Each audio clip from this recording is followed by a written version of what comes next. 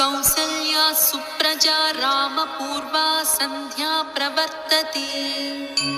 उत्तिष्ठ नरशार्दूला कर्तव्यं दैवमाह्निकम्। कौसल्या सुप्रजा रामपूर्वा सन्ध्या प्रवर्तते। उत्तिष्ठ नरशार्दूला कर्तव्यं दैवमाह्निकम्। उत्तिष्ठोत्तिष्ठ गोविन्द उत्तिष्ठ गरुडध्वज। उत्तिष्ठ कमलाकान्ता त्रैलोक्यं मङ्गलं कुरु। उत्तिष्ठोत्तिष्ठ गोविन्द उत्तिष्ठ गरुडध्वज। उत्तिष्ठ कमलाकान्ता त्रैलोक्यं मङ्गलं कुरु। मातः समस्तजगतां मधुकैटभारे। वक्षो विहारिणि मनोहर दिव्यमूर्ते। श्रीस्वामिनिःसृतजनप्रियदानशीले। श्रीवेङ्कटेशदयिते तव सुप्रभातम्। तव सुप्रभातमरविन्दलोचने। भवतु प्रसन्नमुखचन्द्रमण्डले। विधिशङ्करेन्द्रवनिताभिरर्चिते। वृषशैलनाथदयिते दयानिधे। अत्र्यादिसप्तऋषयः समुपास्य सन्ध्या। आकाशसिन्धुकमलानि मनोहराणि। आदाय पादयुगमर्चयितुं प्रपन्नाः। शेषाद्रिशेखर विभो तव सुप्रभातम्। पञ्चाननाब्ज भव षण्मुखवासवाद्याः। त्रैविक्रमादिचरितं विबुधाः स्तुवन्ति। भाषापतिः पठति वासरशुद्धिमारात्। शेषाद्रिशेखर विभो तव सुप्रभातम्। ईषत्प्रफुल्लसरसीरुहनारिकेलपूगद्रुमादिसुमनोहरपालिकानाम्। आवाति मन्दमनिलः सह दिव्यगन्धैः। शेषाद्रिशेखर विभो तव सुप्रभातम्। उन्मील्य नेत्रयुगमुत्तमपञ्जरस्थाः। पात्रावशिष्टकदलीफलपायसानि। भुक्त्वा सलीलमधकेलिसुखाः पठन्ति। शेषाद्रिशेखर विभो तव सुप्रभातम्। तन्त्री प्रकर्षमधुरस्वनया विपञ्च्या। गायत्यनन्तचरितं तव नारदोऽपि। भाषा समग्रमसत्कृतचारुरम्यम्। शेषाद्रिशेखर विभो तव सुप्रभातम्। भृङ्गावळी च मकरन्दरसानुविद्ध झुङ्कारगीतनिनदैः सह सेवनाय। निर्यात्युपान्तसरसी कमलोदरेभ्यः। शेषाद्रिशेखर विभो तव सुप्रभातम्। योषा गणेन वरदद्धि विमध्यमाने। घोषालयेषु दधिमन्थनतीव्रघोषाः। रोषात् कलिं विदधते कुकुभश्च कुम्भाः। शेषाद्रिशेखर विभो तव सुप्रभातम्। पद्मेशमित्रशतपत्रगताळिवर्गाः। हर्तुं श्रियं कुवलयस्य निजाङ्गलक्ष्म्याः। भेरीनिनादमिव बिभ्रति तीव्रनादम्। शेषाद्रिशेखर विभो तव सुप्रभातम्। श्रीमन्नभीष्टवरदाखिललोकबन्धो। श्री श्रीनिवास जगदेकदयैकसिन्धो श्रीदेवताग्रह भुजान्तर दिव्यमूर्ति श्रीवेङ्कटाचलपते तव सुप्रभातम्। श्री स्वामी पुष्करणिकाप्लव निर्मलाङ्गाः श्रेयोर्धिनो हर विरिञ्चि सनन्दनाद्याः द्वारे वसन्ति वरवेत्र हतोत्तमाङ्गाः श्रीवेङ्कटाचलपते तव सुप्रभातम्। श्रीशेषशैलगरुडाचल वेङ्कटाद्रिनारायणाद्रिवृषभाद्रिवृषाद्रिमुख्याम् आख्यां त्वदीयवसतेरनिशं वदन्ति श्रीवेङ्कटाचलपते तव सुप्रभातम्। सेवापराः शिवसुरेश कृशानुधर्म रक्षोऽम्बुनाथ पवमान धनाधिनाथाः बद्धाञ्जलिप्रविलसन्निजशीर्षदेशाः श्रीवेङ्कटाचलपते तव सुप्रभातम्। धाटीषु ते विहगराज मृगाधिराजा नागाधिराज गजराज हयाधिराजाः स्वस्वाधिकारमहिमादिकमर्थयन्ति श्रीवेङ्कटाचलपते तव सुप्रभातम्। सूर्येन्दुभौमबुधवाक्पतिकाव्यशौरिस्वर्भानुकेतुदिविशत्परिषत्प्रधानाः त्वद्दासदासचरमावधिदासदासाः श्रीवेङ्कटाचलपते तव सुप्रभातम्।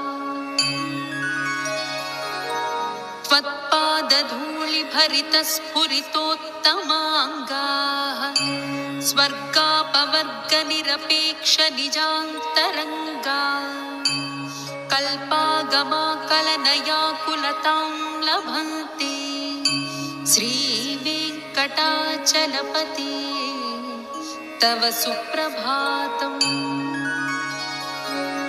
त्वद्गोपुराग्रशिखराणि निरीक्षमाणाः स्वर्गापवर्गपदवीं परमां श्रयन्तः मर्त्या मनुष्यभुवने मतिमाश्रयन्ते श्रीवेङ्कटाचलपते तव सुप्रभातम्। श्रीभूमिनायकदयादिगुणामृताब्धे देवादिदेव जगदेकशरण्यमूर्ते श्रीमन्ननन्तगरुडादिभिरर्चिताङ्घ्रे श्रीवेङ्कटाचलपते तव सुप्रभातम्। श्रीपद्मनाभपुरुषोत्तम वासुदेव वैकुण्ठमाधव जनार्दन चक्रपाणि श्रीवत्सचिह्न शरणागत पारिजात తిరుమల శ్రీ వెంకటేశ్వర స్వామి ఆలయంలో వివిధ పూజలు మరియు సేవలు రోజంతా ఉదయం నుండి రాత్రి వరకు నిర్వహించబడతాయి. ఈ సేవలు శ్రీ వెంకటేశ్వరుడికి అర్పించబడతాయి మరియు భక్తులకు దైవానికి రోజువారీ పూజలో పాల్గొనడానికి అవకాశం ఇస్తాయి. ప్రధాన సేవల సమయాలతో కూడిన షెడ్యూల్ ఇక్కడ ఉంది. ఉదయం సేవలు 1 సుప్రభాతం సమయం ఉదయం 3 గంటలు ఉదయం 3 గంటల 30 నిమిషాలు ప్రాముఖ్యత. ఈ రోజు సుప్రభాతం పతనంతో ప్రభువును మేల్కొలిపి ప్రారంభమవుతుంది. ఇది శ్రీ వెంకటేశ్వరుడిని మేల్కొలిపేందుకు పాడే ప్రార్థన. 2 కోమల సేవ సమయం ఉదయం 3 గంటల 30 నిమిషాలు ఉదయం 4 గంటల 30 నిమిషాలు ప్రాముఖ్యత. ఈ సేవలో దేవతను పూలగార్లతో అలంకరించడం జరుగుతుంది. ఇది ఆలయ పూజారులచే అర్పించబడుతుంది. ఈ పూజను చూడడానికి పరిమిత సంఖ్యలో భక్తులను అనుమతిస్తారు. 3 అర్చన సమయం ఉదయం 4 గంటల 30 నిమిషాలు ఉదయం 5 గంటల 30 నిమిషాలు ప్రాముఖ్యత. ఈ సేవలో 1-0-0-8 పేర్లను జపించడం మరియు పవిత్ర పూలను అర్పించడం జరుగుతుంది. ఇది పూజారులచే నిర్వహించబడే ప్రైవేట్ పూజ, దేవతకు ఆశీర్వాదం ఇవ్వడానికి. 4 కళ్యాణోత్సవం సమయం ఉదయం 10:30 మధ్యాహ్నం 12 ప్రాముఖ్యత. శ్రీ వెంకటేశ్వరుడి మరియు ఆయన సతీమణులు శ్రీదేవి మరియు భూదేవి యొక్క ఆకాశీయ వివాహాన్ని పునరావృతం చేసే పూజ. భక్తులు ఈ సేవలో పాల్గొనడానికి టిక్కెట్లు కొనుగోలు చేయవచ్చు. మధ్యాహ్న సేవలు 5 అర్చిత బ్రహ్మోత్సవం సమయం మధ్యాహ్నం 2 మధ్యాహ్నం 3 ప్రాముఖ్యత. ఈ సేవ వార్షిక బ్రహ్మోత్సవం పండుగ యొక్క చిన్న సంస్కరణ మరియు ఆలయం చుట్టూ శ్రీ వెంకటేశ్వరుడి ఉత్సవ మూర్తి యొక్క ప్రదర్శనలను కలిగి ఉంటుంది. 6 డోలోత్సవం ఉంజల్ సేవ సమయం మధ్యాహ్నం 3:30 సాయంత్రం 4:30 ప్రాముఖ్యత. శ్రీ వెంకటేశ్వరుడి ఉత్సవ మూర్తిని ఒక ఉంజల్ మీద ఉంచి భజనలు పాడుతూ మృదువుగా కదిలించబడుతుంది. సాయంత్రం మరియు రాత్రి సేవలు 7 సహస్ర దీపాలంకరణ సేవ సమయం సాయంత్రం 5 సాయంత్రం 6 ప్రాముఖ్యత. ఈ సేవలో ఆలయ ప్రాంగణంలో శ్రీ వెంకటేశ్వరుడి ఉత్సవ మూర్తి ముందు 1000 దీపాలను వెలిగించడం జరుగుతుంది. తరువాత విగ్రహంతో ప్రదర్శన జరుగుతుంది. 8 ఏకాంత సేవ సమయం రాత్రి 10:30 రాత్రి 11 ప్రాముఖ్యత. ఇది రోజుకు చివరి సేవ. ఇది ప్రభువును విశ్రాంతి పెట్టడం, నిద్రపాట్లు పాడడం మరియు రోజువారీ పూజను ముగించడానికి పూజలు నిర్వహించడం జరుగుతుంది. దేవతను తరువాత శయన మండపంలో విశ్రాంతి పెట్టబడుతుంది. దర్శన సమయాలు ఈ సేవలతో పాటు రోజంతా దేవతను దర్శించుకోవడానికి సాధారణ దర్శనం అందుబాటులో ఉంటుంది. దర్శన సమయాలు జన సమూహ నిర్వహణ మరియు ప్రత్యేక పూజలు నిర్వహించబడుతున్నాయి. సాధారణంగా సుప్రభాతం తరువాత దర్శనం ప్రారంభమవుతుంది మరియు ఏకాంత సేవ వరకు కొనసాగుతుంది. ప్రత్యేక సేవలు 1 వస్త్ర సమర్పణ సమయం సాధారణంగా కళ్యాణోత్సవం సమయంలో నిర్వహించబడుతుంది. ప్రాముఖ్యత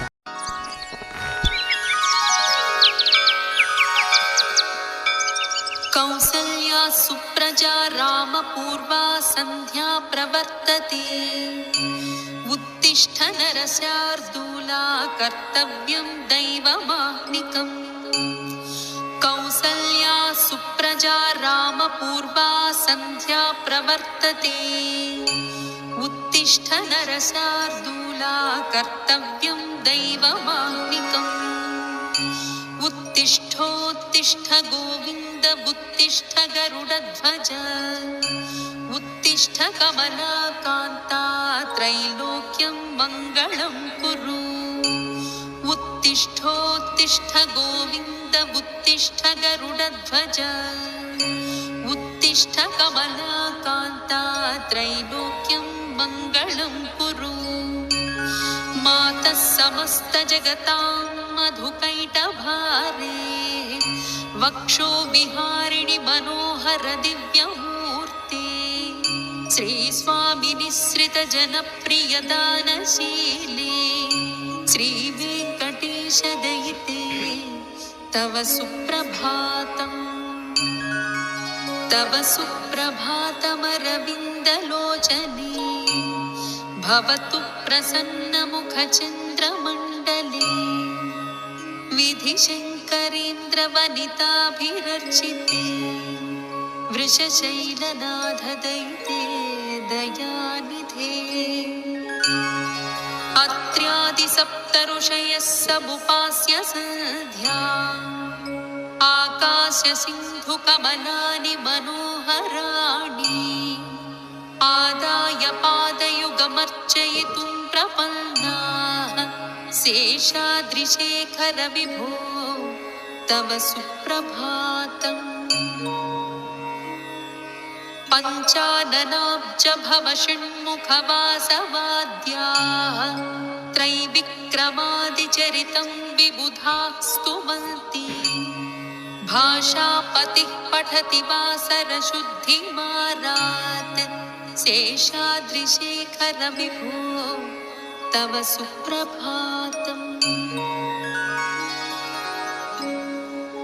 ఈషత్ ప్రఫుల్ల సరసీరుహ నారికేళ పూగద్రుమాది సుమనోహర పాలికానా ఆవాతి మంద मन्दमनिलः सह दिव्यगन्धैः शेषाद्रिशेखर विभो तव सुप्रभातम् उन्मील्य नेत्रयुगमुत्तमपञ्जरस्थाः पात्रावशिष्टकदलीफलपायसानि भुक्त्वा सलीलमधकेलिसुखाः पठन्ति शेषाद्रिशेखर विभो तव सुप्रभातम् तन्त्री प्रकर्षमधुरस्वनया विपञ्च्या गायत्यनन्तचरितं तव नारदोऽपि भाषा समग्रमसत्कृतचारुरम्यम् शेषाद्रिशेखर विभो तव सुप्रभातम् भृङ्गावळी च मकरन्दरसानुविद्धझुङ्कारगीतनिनदैः सह सेवनाय निर्यात्युपान्तसरसी कमलोदरेभ्यः शेषाद्रिशेखर विभो तव सुप्रभातम् योषा गणेन वरदद्धि विमध्यमाने घोषालयेषु दधिमन्थनतीव्रघोषा रोषात् कलिं विदधते कुकुभश्च कुम्भाः शेषाद्रिशेखर विभो तव सुप्रभातम्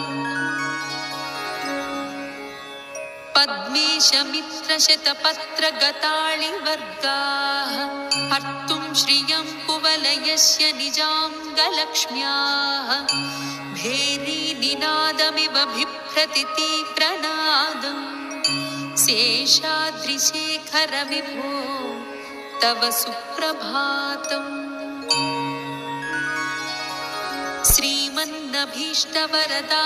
श्रीमन्नभीष्टवरदाखिललोकबन्धो श्री श्रीनिवास जगदेकदयैकसिन्धो श्रीदेवताग्रहभुजान्तरदिव्यमूर्ति श्रीवेङ्कटाचलपते तव सुप्रभातम् श्रीस्वामि पुष्करिणिकाप्लवनिर्मलाङ्गाः श्रेयोर्धिनो हरविरिञ्चि सनन्दनाद्याः द्वारे वसन्ति वरवेत्रहतोत्तमाङ्गाः श्रीवेङ्कटाचलपते तव सुप्रभातम्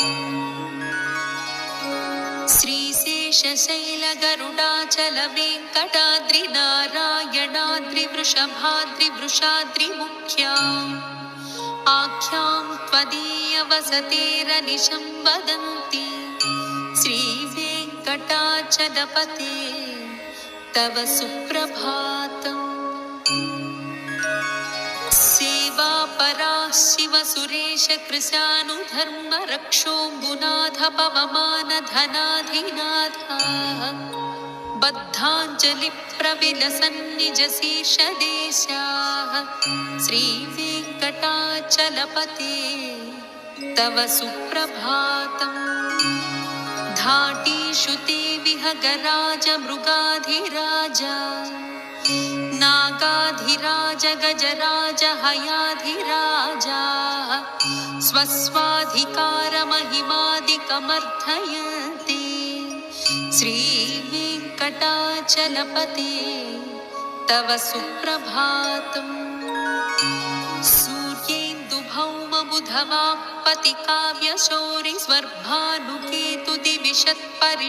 सूर्येन्दुभौमबुधवाप्पतिकाव्यशौरिस्वर्भानुकेतुदिविशत्परिषत्प्रधानाः त्वद्दासदासचरमावधिदासदासाः श्रीवेङ्कटाचलपते तव सुप्रभातम्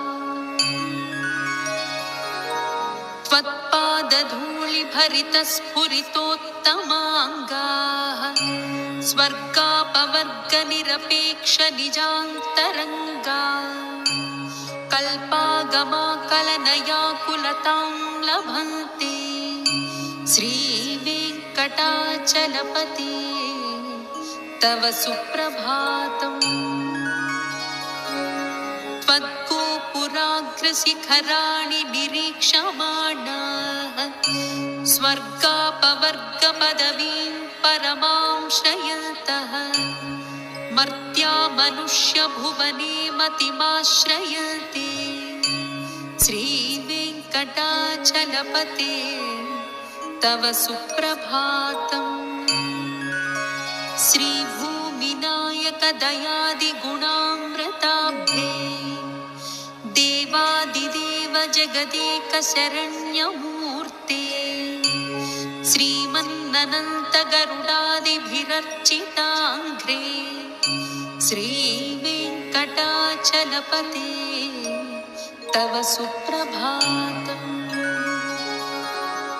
श्रीपद्मनाभपुरुषोत्तमवासुदेव वैकुण्ठमाधव जनार्दन चक्रपाणि श्रीवत्सचिह्न शरणागत पारिजात తిరుమల శ్రీ వెంకటేశ్వర స్వామి ఆలయంలో వివిధ పూజలు మరియు సేవలు రోజంతా ఉదయం నుండి రాత్రి వరకు నిర్వహించబడతాయి. ఈ సేవలు శ్రీ వెంకటేశ్వరుడికి అర్పించబడతాయి మరియు భక్తులకు దైవానికి రోజువారీ పూజలో పాల్గొనడానికి అవకాశం ఇస్తాయి. ప్రధాన సేవల సమయాలతో కూడిన షెడ్యూల్ ఇక్కడ ఉంది. ఉదయం సేవలు 1 సుప్రభాతం సమయం ఉదయం 3 గంటలు ఉదయం 3 గంటల 30 నిమిషాలు ప్రాముఖ్యత. ఈ రోజు సుప్రభాతం పతనంతో ప్రభువును మేల్కొలిపి ప్రారంభమవుతుంది. ఇది శ్రీ వెంకటేశ్వరుడిని మేల్కొలిపేందుకు పాడే ప్రార్థన. 2 కోమల సేవ సమయం ఉదయం 3 గంటల 30 నిమిషాలు ఉదయం 4 గంటల 30 నిమిషాలు ప్రాముఖ్యత. ఈ సేవలో దేవతను పూలగార్లతో అలంకరించడం జరుగుతుంది. ఇది ఆలయ పూజారులచే అర్పించబడుతుంది. ఈ పూజను చూడడానికి పరిమిత సంఖ్యలో భక్తులను అనుమతిస్తారు. 3 అర్చన సమయం ఉదయం 4 గంటల 30 నిమిషాలు ఉదయం 5 గంటల 30 నిమిషాలు ప్రాముఖ్యత.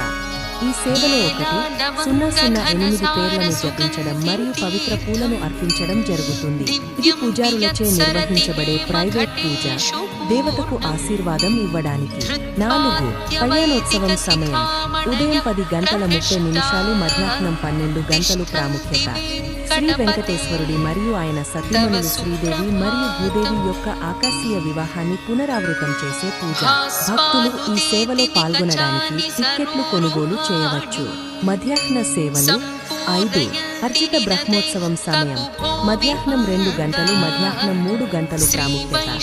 ఈ సేవ వార్షిక బ్రహ్మోత్సవం పండుగ యొక్క చిన్న సంస్కరణ మరియు ఆలయం చుట్టూ శ్రీ వెంకటేశ్వరుడి ఉత్సవ మూర్తి యొక్క ప్రదర్శనలను కలిగి ఉంటుంది. 6 డోలోత్సవం ఉంజల్ సేవ సమయం మధ్యాహ్నం 3 గంటల 30 నిమిషాలు సాయంత్రం 4 గంటల 30 నిమిషాలు ప్రాముఖ్యత. శ్రీ వెంకటేశ్వరుడి ఉత్సవ మూర్తిని ఒక ఉంజల్ మీద ఉంచి భజనలు పాడుతూ మృదువుగా కదిలించబడుతుంది.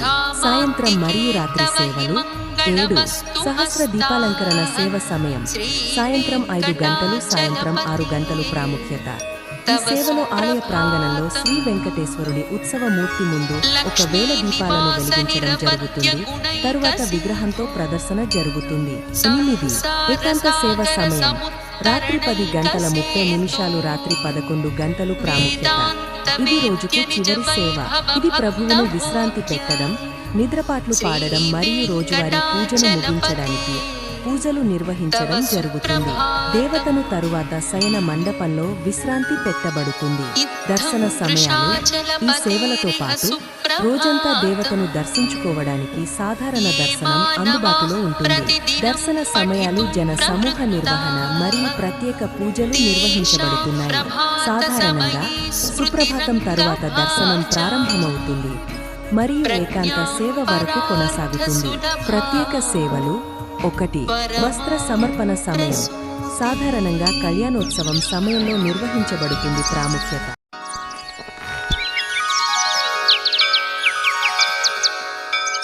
కౌసల్యా సుప్రజా రామ పూర్వా సంధ్యా ప్రవర్తతే ఉత్తిష్ఠ నరశార్దూలా కర్తవ్యం దైవమాహ్నికం. కౌసల్యా సుప్రజా రామ పూర్వా సంధ్యా ప్రవర్తతే ఉత్తిష్ఠ నరశార్దూల कर्तव्यं दैवमाह्निकम् उत्तिष्ठोत्तिष्ठ गोविन्द उत्तिष्ठ गरुडध्वज उत्तिष्ठ कमलाकान्ता त्रैलोक्यं मङ्गलं कुरु उत्तिष्ठोत्तिष्ठ गोविन्द उत्तिष्ठ गरुडध्वज उत्तिष्ठ कमलाकान्ता त्रैलोक्यं मङ्गलं कुरु मातः समस्तजगतां मधुकैटभारे वक्षो विहारिणि मनोहर दिव्यमूर्ते श्रीस्वामिनिःसृतजनप्रियदानशीले श्रीवेङ्कटेशदयिते तव सुप्रभातम् तव सुप्रभातमरविन्दलोचने भवतु प्रसन्नमुखचन्द्रमण्डले विधिशङ्करेन्द्रवनिताभिरर्चिते वृषशैलनाथदैते दयानिधे अत्र्यादिसप्तऋषयः समुपास्य सन्ध्या आकाशसिन्धुकमलानि मनोहराणि आदाय पादयुगमर्चयितुं प्रपन्नाः शेषाद्रिशेखर विभो तव सुप्रभातम् पञ्चाननाब्ज भव षण्मुखवासवाद्याः त्रैविक्रमादिचरितं विबुधाः स्तुवन्ति भाषापतिः पठति वासरशुद्धिर्वादात् शेषाद्रिशेखर विभो तव सुप्रभातम् ईषत्प्रफुल्लसरसीरुहनारिकेलपूगद्रुमादिसुमनोहरपालिकानाम् आवाति मन्दमनिलः सह दिव्यगन्धैः शेषाद्रिशेखर विभो तव सुप्रभातम्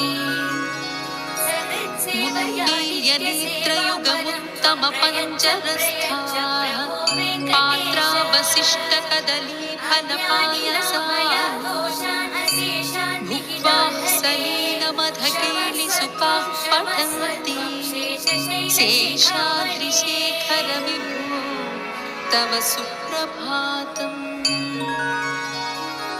तन्त्री प्रकर्षमधुरस्वनया विपञ्च्या गायत्यनन्तचरितं तव नारदोऽपि भाषा समग्रमसत्कृतचारुरम्यं शेषाद्रिशेखर विभो तव सुप्रभातम् भृङ्गावळी च मकरन्दरसानुविद्धझुङ्कारगीतनिनदैः सह सेवनाय निर्यात्युपान्तसरसी कमलोदरेभ्यः शेषाद्रिशेखर विभो तव सुप्रभातम् योषा गणेन वरदद्धि विमध्यमाने घोषालयेषु दधिमन्थनतीव्रघोषा रोषात् कलिं विदधते कुकुभश्च कुम्भाः शेषाद्रिशेखर विभो तव सुप्रभातम्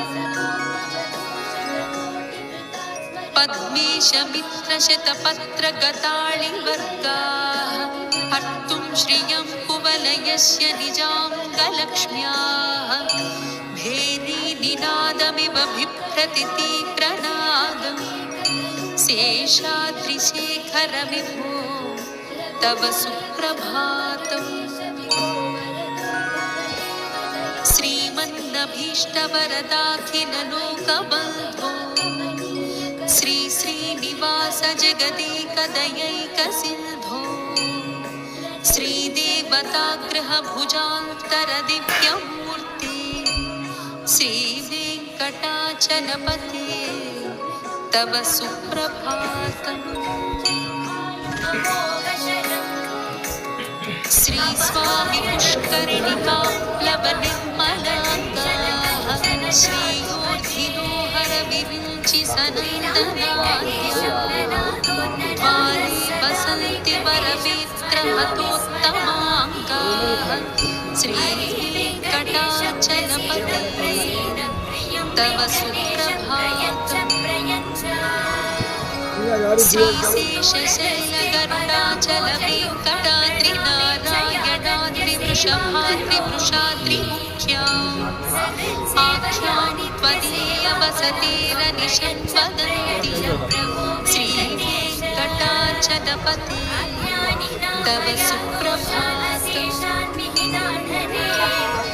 सेवापरा शिवसुरेश कृशानुधर्मरक्षो मुनाथ पवमानधनाधिनाथाः बद्धाञ्जलिप्रविलसन्निजशीर्षदेशाः श्रीवेङ्कटाचलपते तव सुप्रभातम् धाटीषु ते विहगराजमृगाधिराज नागाधिराज गजराज हयाधिराजाः स्वस्वाधिकारमहिमादिकमर्थयन्ति श्रीवेङ्कटाचलपते तव सुप्रभातम् सूर्येन्दुभौमबुधवापतिकाव्यशौरि स्वर्भानुकेतुदिविषत्परिषत्प्रधानाः त्वत्ता सदा सचरमावधिता सदा सा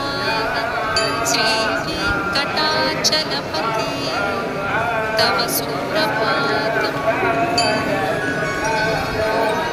त्वत्पादधूलिभरितस्फुरितोत्तमाङ्गाः स्वर्गापवर्गनिरपेक्षनिजान्तरङ्गा कल्पागमाकलनयाकुलतां लभन्ते श्रीवेङ्कटाचलपते तव सुप्रभातम्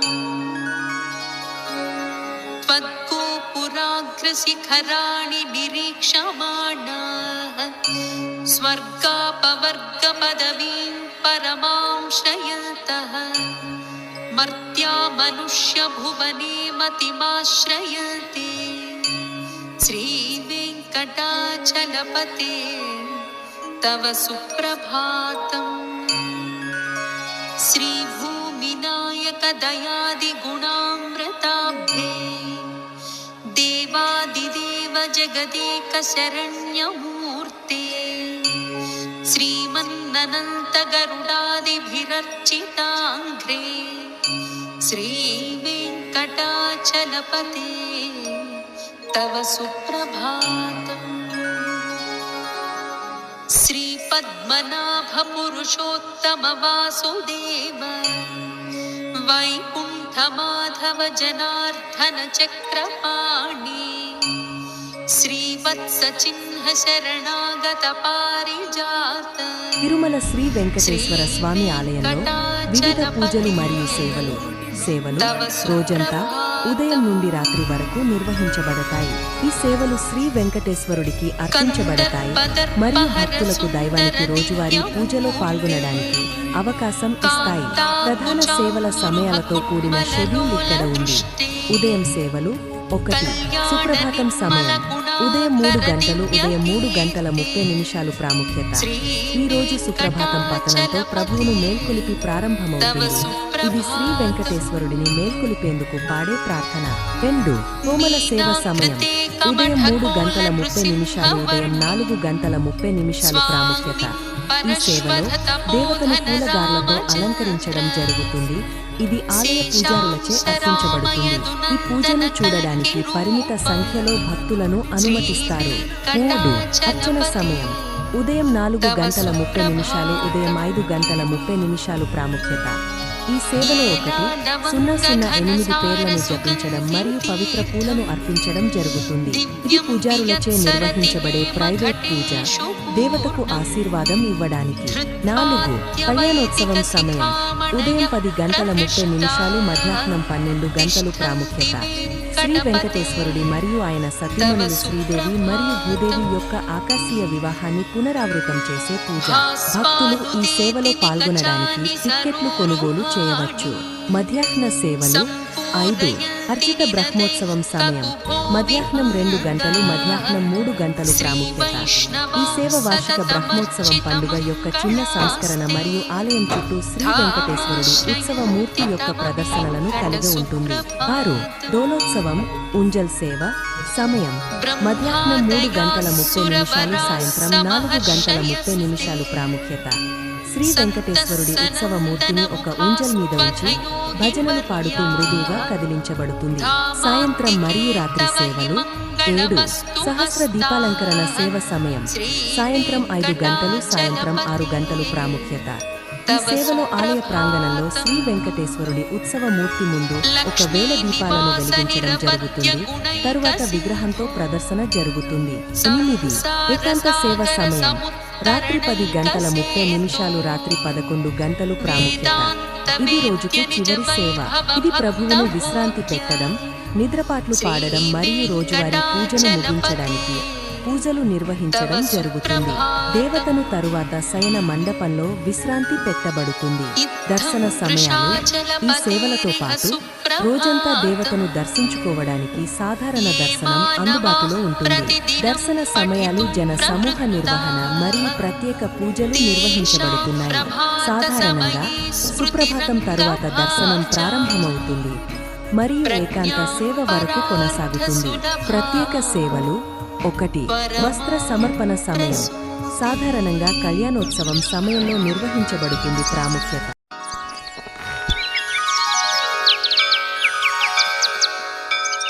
కౌసల్యా సుప్రజా రామ పూర్వా సంధ్యా ప్రవర్తతే ఉత్తిష్ఠ నరశార్దూలా కర్తవ్యం దైవమాహ్నికం. కౌసల్యా సుప్రజా రామ పూర్వా సంధ్యా ప్రవర్తతే ఉత్తిష్ఠ నరశార్దూలా కర్తవ్యం దైవమాహ్నికం. उत्तिष्ठोत्तिष्ठ गोविन्द उत्तिष्ठ गरुडध्वज उत्तिष्ठ कमलाकान्ता त्रैलोक्यं मङ्गलं कुरु. उत्तिष्ठोत्तिष्ठ गोविन्द उत्तिष्ठ गरुडध्वज उत्तिष्ठ कमलाकान्ता त्रैलोक्यं मङ्गलं कुरु. मातः समस्त जगतां मधुकैटभारे वक्षो विहारिणि मनोहर दिव्यमूर्ते श्रीस्वामिनिःसृत जनप्रिय दानशीले श्रीवेङ्कटेश दयिते तव सुप्रभातम्. तव सुप्रभातमरविन्दलोचने भवतु प्रसन्नमुखचन्द्रमण्डले विधिशङ्करेन्द्रवनिताभिरर्चिते वृषशैलनाथदयिते दयानिधे. अत्र्यादिसप्तऋषयः समुपास्य सन्ध्या आकाशसिन्धुकमलानि मनोहराणि आदाय पादयुगमर्चयितुं प्रपन्नाः शेषाद्रिशेखर विभो तव सुप्रभातम्. पञ्चाननाब्ज भव षण्मुखवासवाद्याः त्रैविक्रमादिचरितं विबुधाः स्तुवन्ति. भाषापतिः पठति वासरशुद्धिमारात् शेषाद्रिशेखर विभो तव सुप्रभातम्. ईषत्प्रफुल्लसरसीरुहनारिकेलपूगद्रुमादिसुमनोहरपालिकानाम् आवाति मन्दमनिलः सह दिव्यगन्धैः शेषाद्रिशेखर विभो तव सुप्रभातम्. उन्मील्य दिव्यनेत्रयुगमुत्तमपञ्जरस्थाः पात्रावशिष्टकदलीफलपायसानि भुक्त्वा सलीलमधकेलिसुखाः पठन्ति शेषाद्रिशेखर विभो तव सुप्रभातम्। तन्त्री प्रकर्ष मधुरस्वनया विपञ्च्या गायत्यनन्तचरितं तव नारदोऽपि भाषा समग्रमसत्कृतचारुरम्यम् शेषाद्रिशेखर विभो तव सुप्रभातम्।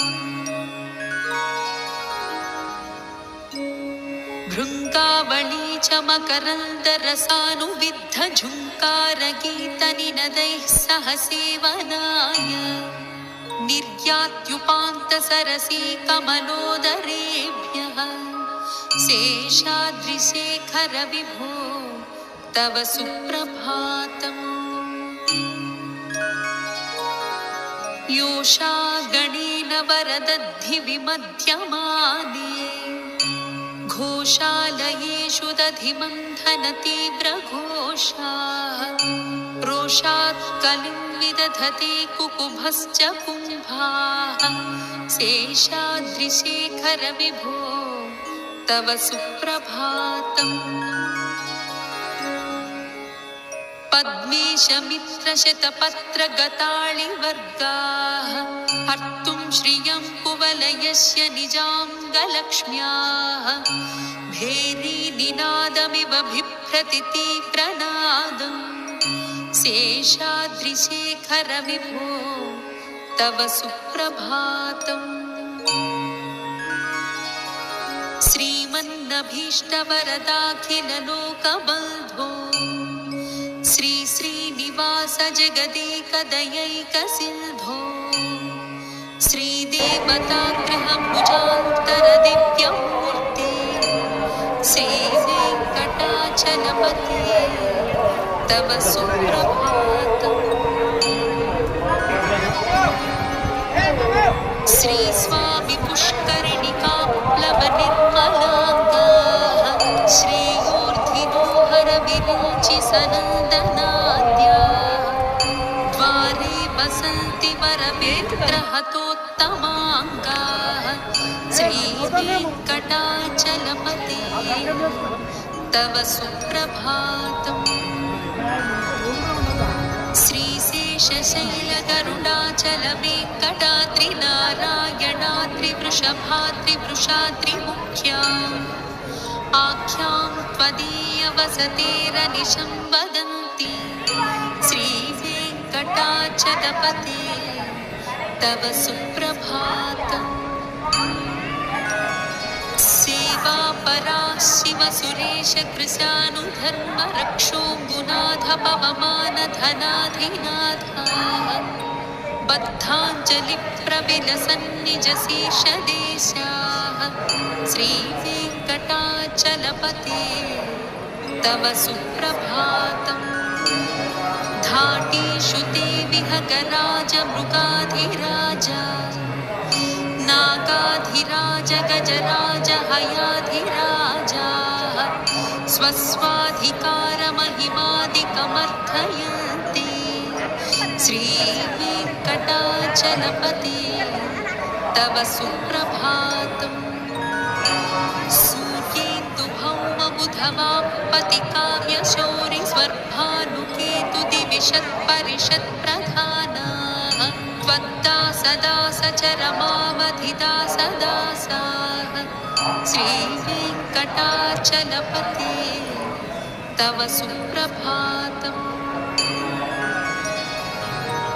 त्वत्पादधूलिभरितस्फुरितोत्तमाङ्गाः स्वर्गापवर्गनिरपेक्षनिजान्तरङ्गा कल्पागमाकलनयाकुलतां लभन्ते श्रीवेङ्कटाचलपते तव सुप्रभातम्।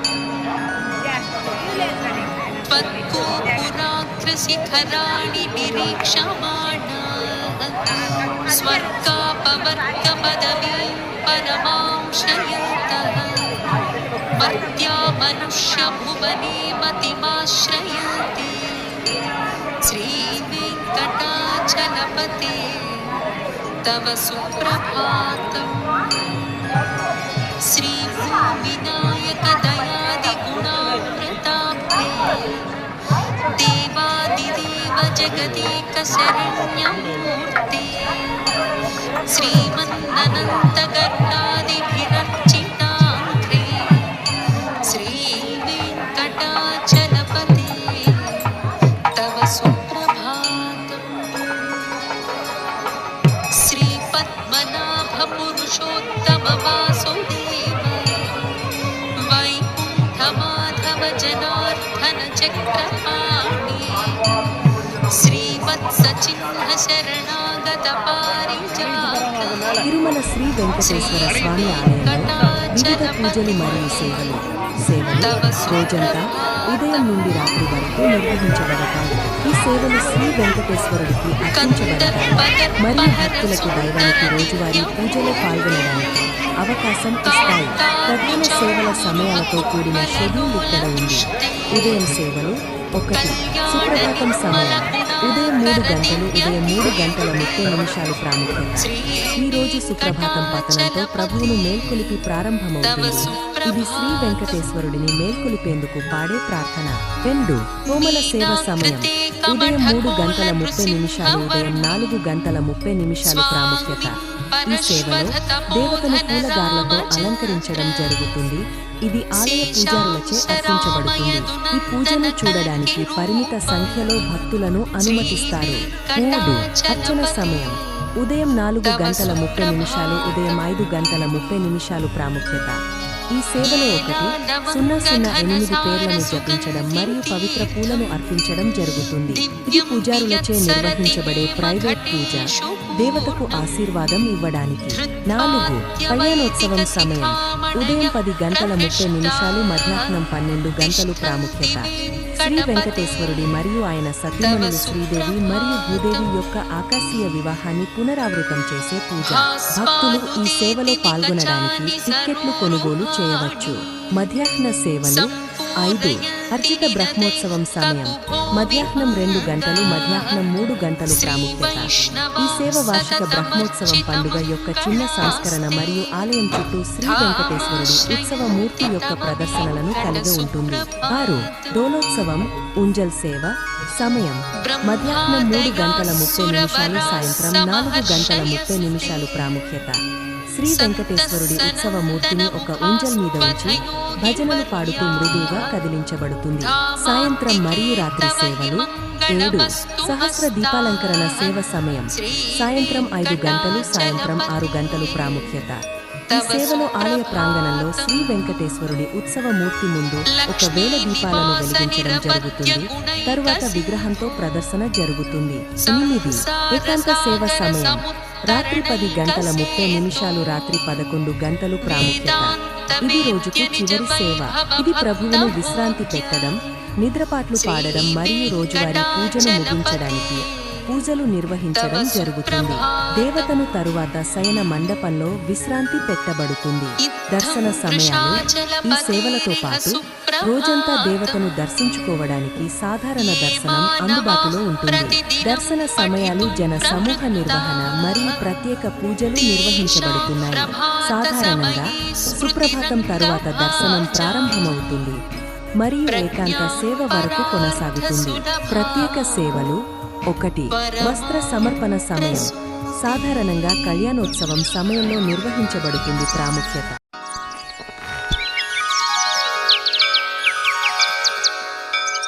కౌసల్యా సుప్రజా రామ పూర్వా సంధ్యా ప్రవర్తతే ఉత్తిష్ఠ నరశార్దూలా కర్తవ్యం దైవమాహ్నికం. కౌసల్యా సుప్రజా రామ పూర్వా సంధ్యా ప్రవర్తతే ఉత్తిష్ఠ నరశార్దూలా కర్తవ్యం దైవమాహ్నికం. उत्तिष्ठोत्तिष्ठ गोविन्द उत्तिष्ठ गरुडध्वज उत्तिष्ठ कमलाकान्ता त्रैलोक्यं मङ्गलं कुरु उत्तिष्ठोत्तिष्ठ गोविन्द उत्तिष्ठ गरुडध्वज उत्तिष्ठ कमलाकान्ता त्रैलोक्यं मङ्गलं कुरु मातः समस्तजगतां मधुकैटभारे वक्षो विहारिणि मनोहर दिव्यमूर्ते श्रीस्वामिनिःसृतजनप्रियदानशीले श्रीवेङ्कटेशदयिते तव सुप्रभातम् तव सुप्रभातमरविन्दलोचने भवतु प्रसन्नमुखचन्द्रमण्डले विधिशङ्करेन्द्रवनिताभिरर्चिते वृषशैलनाथदयिते दयानिधे अत्र्यादिसप्तऋषयः समुपास्य सन्ध्या आकाशसिन्धुकमलानि मनोहराणि आदाय पादयुगमर्चयितुं प्रपन्नाः शेषाद्रिशेखर विभो तव सुप्रभातम् पञ्चाननाब्जभव षण्मुखवासवाद्याः त्रैविक्रमादिचरितं विबुधाः स्तुवन्ति भाषापतिः पठति अखिलांड कोटि ब्रह्मांड नायका शेषाद्रिशेखर विभो तव सुप्रभातम् ईषत्प्रफुल्ल सरसीरुहनारिकेलपूगद्रुमादिसुमनोहर पालिकानाम् आवाति मन्दमनिलः सह दिव्यगन्धैः शेषाद्रिशेखर विभो तव सुप्रभातम् उन्मील्य नेत्रयुगमुत्तमपञ्जरस्थाः पात्रावशिष्टकदलीफलपायसानि भुक्त्वा सलीलमधकेलिसुखाः पठन्ति शेषाद्रिशेखर विभो तव सुप्रभातम् तन्त्री प्रकर्ष मधुरस्वनया विपञ्च्या गायत्यनन्तचरितं तव नारदोऽपि भाषा समग्रमसत्कृतचारुरम्यम् शेषाद्रिशेखर विभो तव सुप्रभातम्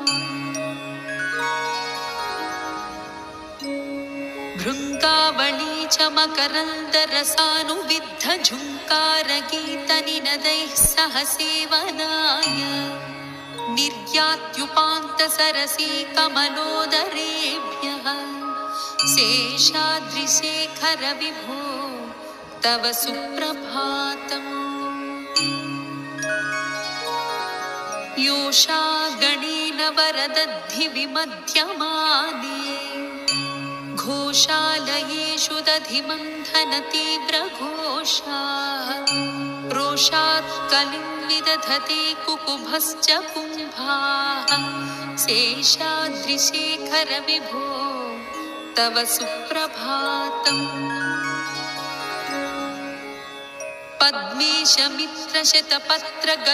पद्मेशमित्रशतपत्रगताळिवर्गाः हर्तुं श्रियं कुवलयस्य निजाङ्गलक्ष्म्याः भेरीनिनादमिव बिभ्रति तीव्रनादम् शेषाद्रिशेखर विभो तव सुप्रभातम्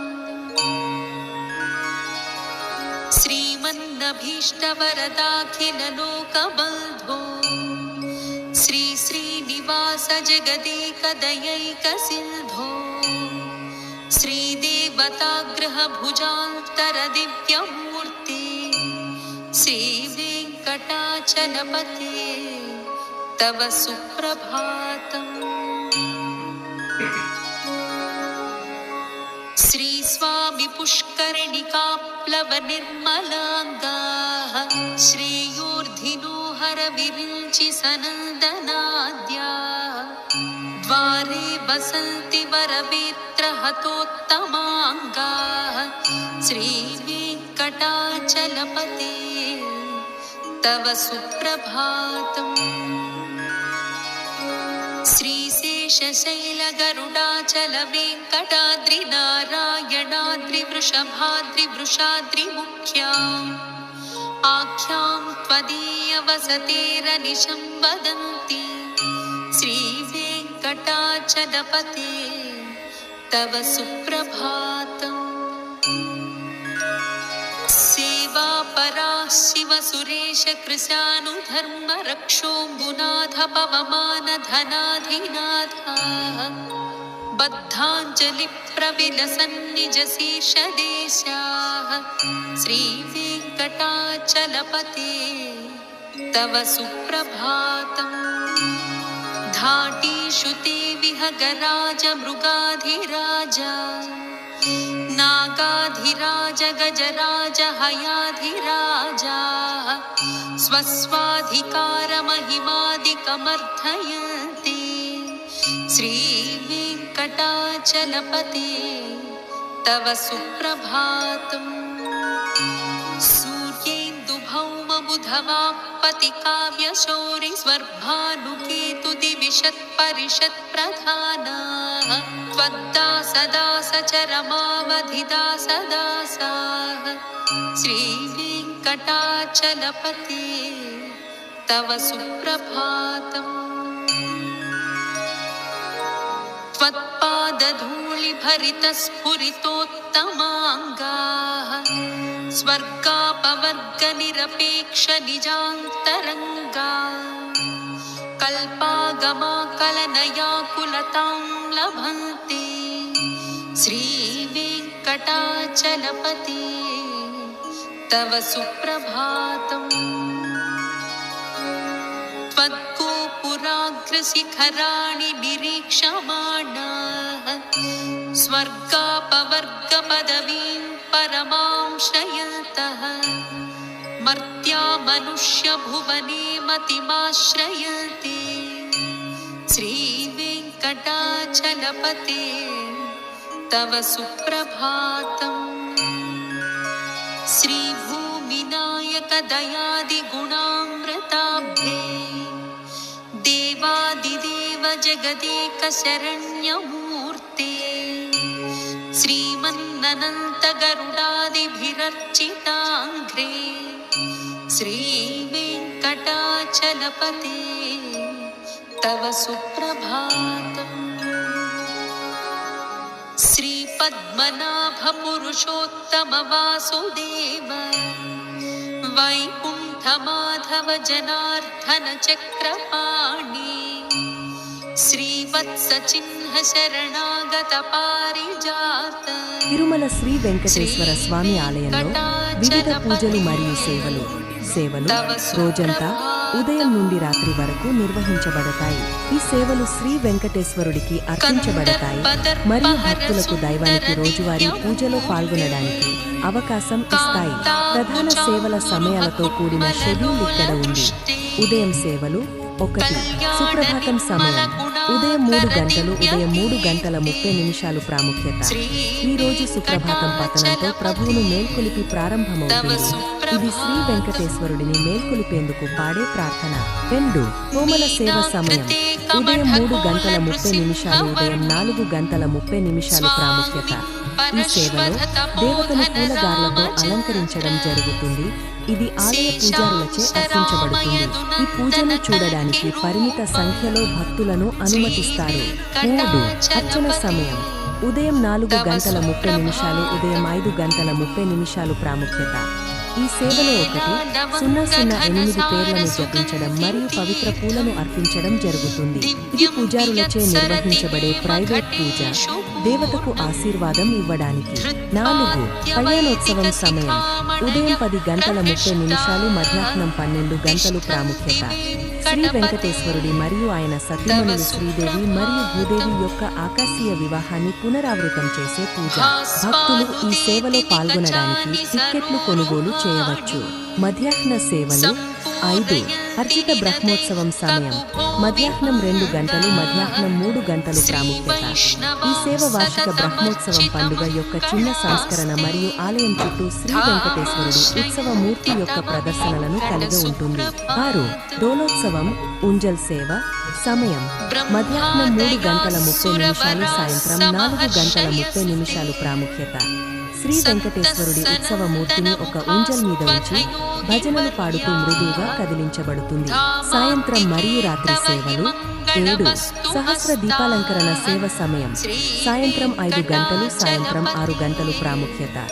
ఈ సేవలో ఆలయ ప్రాంగణంలో శ్రీ వెంకటేశ్వరుడి ఉత్సవ మూర్తి ముందు 1000 దీపాలను వెలిగించడం జరుగుతుంది. తరువాత విగ్రహంతో ప్రదర్శన జరుగుతుంది. 8 ఏకాంత సేవ సమయం రాత్రి 10 గంటల 30 నిమిషాలు రాత్రి 11 గంటలు ప్రాముఖ్యత. ఇది రోజుకు చివరి సేవ. ఇది ప్రభువును విశ్రాంతి పెట్టడం, నిద్రపాట్లు పాడడం మరియు రోజువారీ పూజను ముగించడానికి పూజలు నిర్వహించడం జరుగుతుంది. దేవతను తరువాత శయన మండపంలో విశ్రాంతి పెట్టబడుతుంది. దర్శన సమయాలు ఈ సేవలతో పాటు రోజంతా దేవతను